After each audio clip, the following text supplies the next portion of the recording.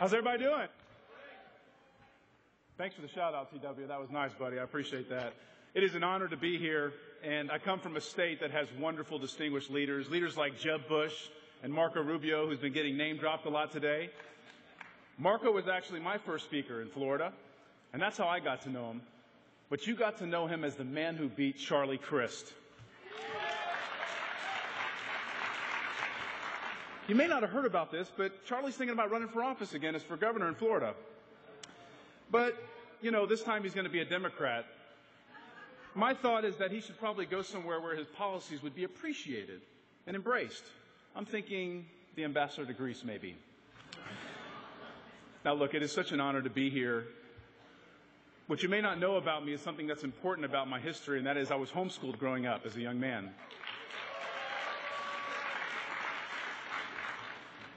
The reason my mom chose to homeschool us is because she wanted us to understand fundamental things. Things like the fact that our rights are inalienable and that they come from God and not from government. Things like the founding principles and documents that make this country special and exceptional. Understanding that we can have equal opportunity in this country, but not necessarily equal outcomes. Sometimes I wonder and think, what would the country be like if my mom just could have homeschooled President Obama? Now, I'll be the first to tell you, I love the Republican Party. But let me be clear. Our cause here today is not about saving a party. It's about saving a nation and saving the idea of America. So how do we do that? Well, I've got some good news and some bad news for you.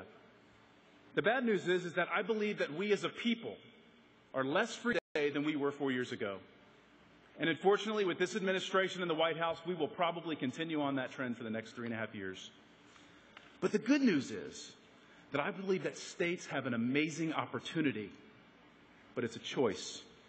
We can choose to join the collectivism, groupthink mentality that is going on right here in Washington, or we can blaze our own path. States like Florida can take destiny into their own hands. We can embrace free markets. We can embrace individual liberty. And we can put a flag down and establish pockets of freedom all over America.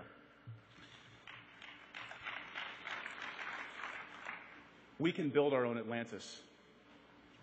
Everyone is so focused on this town and what happens here in Washington. But what I'm here to tell you is that the real battle is for freedom. The real battle for the Republic is taking place in state capitals all across America. And I believe that conservatives are winning those battles in our states. It's why I'm here, and it's what gets me fired up when I wake up every single day in the morning.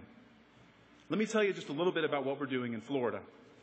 We are creating a pocket of freedom with bold education reforms that put the interest of families and students first by embracing choice in technology and accountability. Because freedom solves problems that government can't. Education equals freedom. We're creating a pocket of freedom by embracing our budget every single year and passing it in a balanced way. We're showing the federal government that you don't have to spend money that you don't have. We're creating a pocket of freedom by lowering taxes and regulations on business so that we can hire more Floridians instead of people paying more to their government.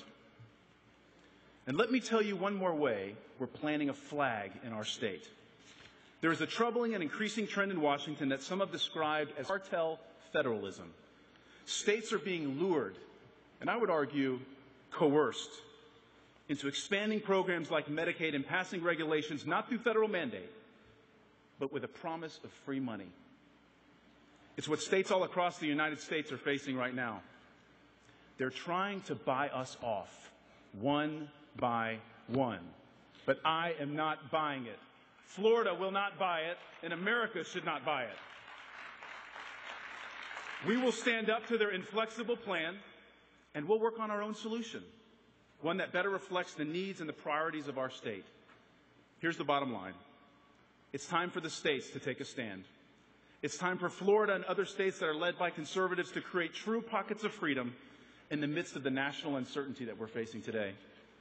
We are rekindling the ideal that through hard work and playing by the rules, And with the government out of our way, anybody can succeed.